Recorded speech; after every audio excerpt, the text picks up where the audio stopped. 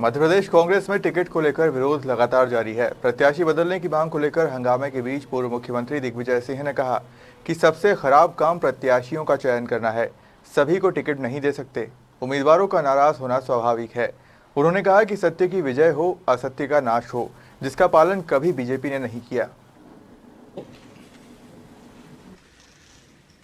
दुर्गाष्टमी, नवमी और दशहरा की आप सबको हार्दिक शुभकामनाएं। और सत्य की विजय हो,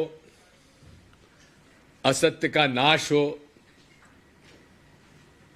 प्राणियों में सद्भावना हो, विश्व का कल्याण हो, यही तो सनातन धर्म है, जिसका पालन भाजपा नहीं करती। तो आप सबको हार्दिक शुभकामनाएं। 1985 में मुझे प्रदेश कांग्रेस का अध्यक्ष बना दिया था राजीव जी ने। तब मैं 38 साल का था और तब मध्य प्रदेश के नेताओं में डॉक्टर शंकर दयाल शर्मा, प्रकाश चंद्र सेठी, अर्जुन सिंह जी, श्यामाचरण जी, विद्याचरण जी, माधवराव जी सिंधिया, कमलनाथ जी, ये सारे बड़े बड़े नेता हमारे केंद्र में थे, राजीव जी की कैबिनेट में थे।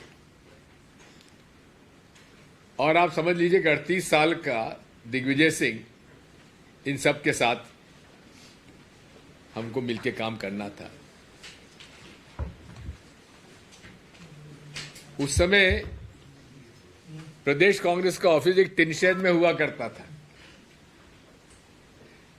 जहां हम लोग नीचे बैठकर, कुर्सी टेबल पे नहीं बैठते थे, वही मीटिंग लिया करते थे। तब से लेकर आज तक कुछ न कुछ, कोई ना कोई तरीके से मैं उम्मीदवार चयन की प्रक्रिया में शामिल रहा हूं।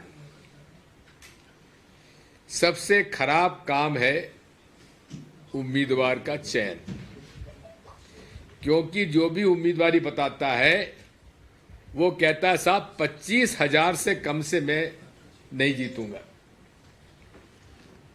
4,000 उम्मीदवार थे।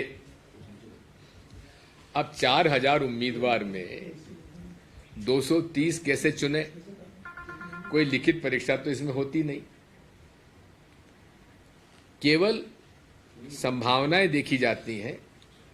उसने कितना काम किया, कब से काम किया, जनता में उसकी पकड़ क्या है, संगठन उसका समर्थन कर रहा है कि नहीं कर रहा है, और उसकी विनेबिलिटी क्या है, जीतने की संभावनाएं क्या है, ये देखा जाता है। और जो प्रक्रिया अपनाई कांग्रेस पार्टी ने इस बार, मैं समझता हूं कि बहुत ही पारदर्शी तरीके से चयन हुआ है। सबसे पहले कमलनाथ जी ने जिला प्रभारी बनाए, सह प्रभारी बनाए। मुझे 66 सीटें को देखा, आंकलन करने के लिए कहा था जहां लगातार हम हार रहे हैं। पहली बार मध्य प्रदेश कांग्रेस कमेटी में ब्लॉक के नीचे मंडल, सेक्टर और बूथ तक हम लोग पहुंचे। इतनी तैयारी हमारी 2018 में नहीं थी, क्योंकि कमलनाथ जी को केवल 5 महीने मिले थे और शिवराज सिंह चौहान के खिलाफ इतनी एंटी इनकम्बेंसी भी नहीं थी जो आज है। लेकिन इस चयन प्रक्रिया में लोगों का नाराज होना स्वाभाविक है, क्योंकि हर उम्मीदवार सोचता है कि मैं सबसे बेहतर कैंडिडेट। अब जिले से नाम लिया गया, ब्लॉक से लिया गया, जिले में लिया। पहली बार एआईसीसी के प्रदेश की स्क्रीनिंग कमेटी, एआईसीसी की स्क्रीनिंग कमेटी ने जिला स्तर तक के जिला कांग्रेस कमेटी के अध्यक्षों से मशवरा किया है। कभी नहीं हुआ ऐसा मेरे राजनीतिक इतिहास करियर में।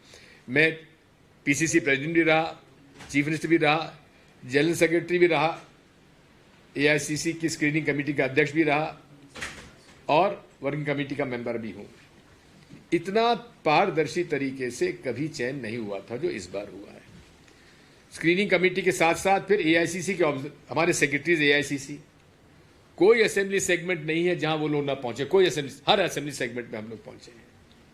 सबसे राय मशवरा किया है, ग्रास रूट के वर्कर से बात की है। उसके बाद जितने आवेदन आए थे वो स्क्रीनिंग कमेटी के मेंबर्स को दिए गए, और स्क्रीनिंग कमेटी के मेंबर्स जो हमारे प्रदेश इलेक्शन कमेटी के मेंबर्स को दिए गए, और पीसी के सारे मेंबर्स थे x PCC president, x CLP leader, ex minister, senior लोग, यूथ कांग्रेस, एनएसयूआई, सेवादल, महिला कांग्रेस के सारे अध्यक्ष उसमें शामिल थे। उन्होंने 1 to 1 पूरे एआईसीसी की स्क्रीनिंग कमेटी के सामने अपना पक्ष रखा। कमलनाथ जी ने पिछले 1.5 साल पहले से हर असेंबली सेगमेंट का 4 अलग अलग एजेंसी से सर्वे करवाया। वो सर्वे हमारे पास था। आखिरी सर्वे हुआ है सितंबर 2023, उसकी रिपोर्ट हमारे पास आई। उस रिपोर्ट के आधार पर स्क्रीनिंग कमेटी ने अपने प्रस्ताव रखे और उसके बाद चयन सीईसी ने किया। हां, इसमें अपवाद कुछ हैं। जो अपवाद हैं वो आउटस्टैंडिंग केसेस हैं। 90% जो सीट तय की गई हैं वो सर्वे के आधार पर तय की गई हैं। इसलिए मैं जितने भी, हर उम्मीदवार की अपनी अपेक्षा होती है, उम्मीद होती है, मैं सभी से हाथ जोड़कर प्रार्थना करता हूं कि भरोसा रखिए, जनता सरकार बनाने के, कांग्रेस की सरकार बनाने के पक्ष में है, बदलाव के पक्ष में है, दुखी है, कोई वर्ग संतुष्ट नहीं है। यहां तक कि आरएसएस का वर्ग भी इनसे संतुष्ट नहीं है।